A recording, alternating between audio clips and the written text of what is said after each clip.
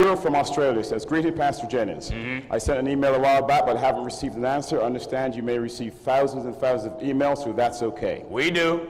However, this is my number, and I am looking forward to the day when the truth of God will come to Sydney, Australia." Well, if it be the Lord's will, we look forward to getting it to Sydney, Australia, as well as other parts of Australia. You pray that God make it happen soon, if it be the Lord's will. Yeah. All right. This person says, "Greetings, Pastor Jennings. I have a question. Number one, please, what is the meaning of Jesus Christ sitting on the right hand of God?" Very good question. Now,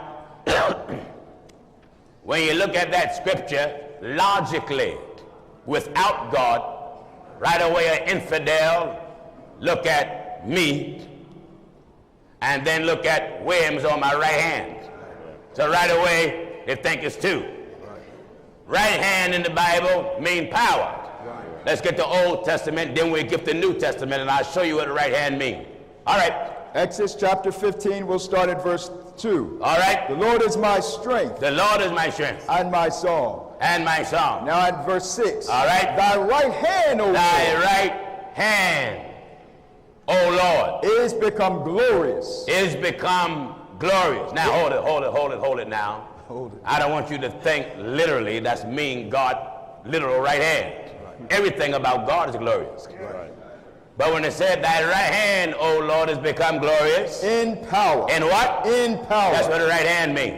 All right? Thy right hand, O right Lord, hand, O Lord, hath dashed in pieces the enemy. You see, by God's power, he come along and dash his enemies to pieces. That's right. Uh-huh. And in the greatness of thine excellence. And in the greatness of thine excellence. Thou hast overthrown them that rose up against thee. All right. All right, let's get the book of Acts of the Apostles now. Now in the book of Acts, chapter 7. Uh-huh. And we'll start at verse 55. All right. But he, being full of the Holy Ghost. Now, there was a man named Stephen, which some address as Stephen. Yeah. One of the 7 whom the apostles laid hands on. And he was filled with the Holy Ghost. And he looked steadfastly up into heaven. And saw the glory of God. Now, right then, that lets you know he was put in the Spirit. Right.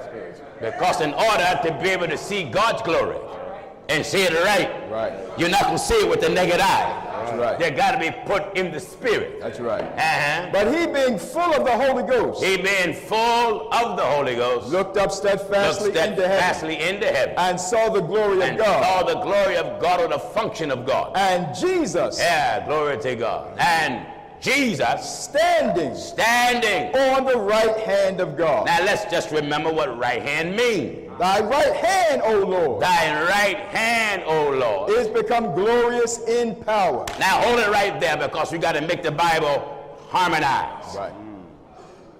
You got to make it harmonize. That's right. Jesus was on the right hand of God. Right. And yet there's nobody up there with God. That's right.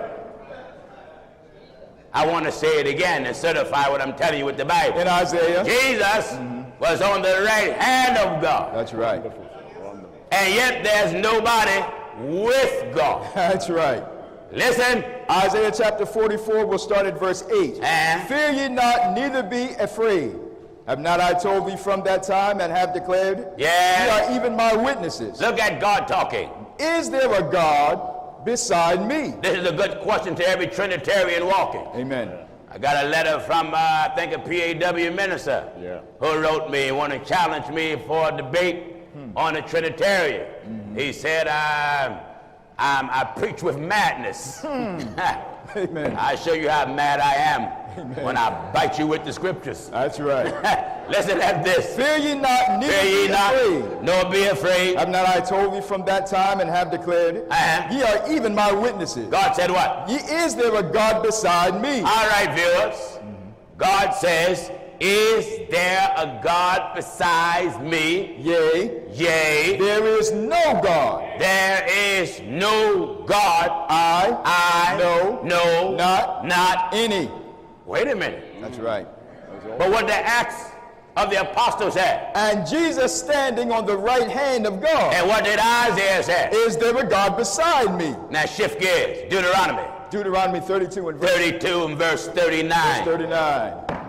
Amen. Uh-huh. See now that I. See God talking again. Hurry up. You know, I love to hear what God have to say. That's right. When you hear what God have to say, everybody else might as well be quiet. That's right. Yeah. See now that I. See now that even I am He. Am He. And there is no And God. there is no God with me. With me. With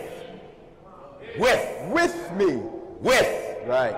With me. There is no God with them. With me. So when Stephen saw Jesus standing on the right hand of God, he was looking at Jesus in the power of the Spirit of God. That's right. That's what that means. That's right. The reason why he was on the right hand, not that he was standing on next to somebody else, right, because there's no God with him. Right. But he saw Jesus standing in the power of the Spirit and the power of his might. That's Finish right. up the book of Acts of the Apostles, because I want you to know when Stephen concluded who he was looking at. Acts 7 and verse 59. All right. And they stoned Stephen. Glory to God. Hallelujah. They stoned Brother Stephen. Calling upon God. And saying, Lord Jesus. Amen.